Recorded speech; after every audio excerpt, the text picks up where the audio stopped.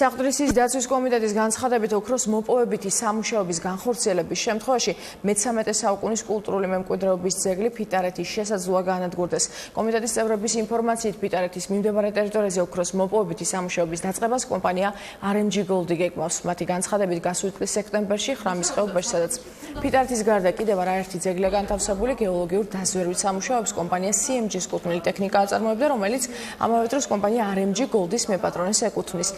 საყდრისის კომიტეტმა 10 ოქტომბერს სამუშაოების შესწავლასთან დაკავშირებით წერილით კულტურული მემკვიდრეობის დაცვის სააგენტოსაც მიმართა.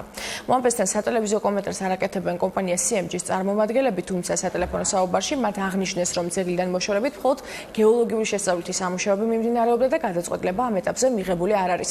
კულტურული მემკვიდრეობის დაცვის სააგენტოს ხელმძღვანელი კი ამბობს, რომ იმ შემთხვევაში თუ სამუშაოები დაიწყება, მონიტორინგს გაუწევენ, რათა ძეგლები არ დაზიანდეს. თუნდაც მცირე გიძგებს შემდეგ.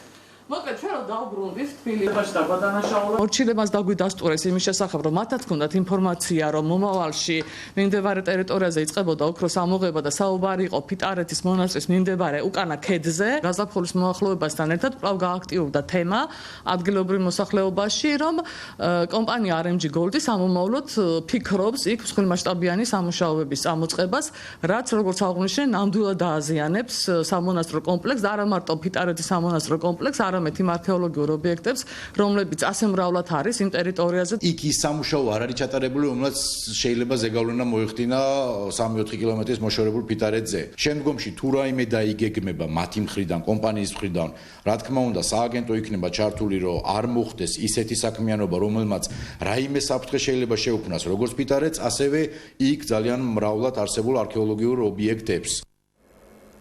უმაღლესი განათლების შესახებ კანონში შესატანცრულებებზე მომზადებული კანონპროექტი პარლამენტში უკვე დარეგისტრირდა განათლების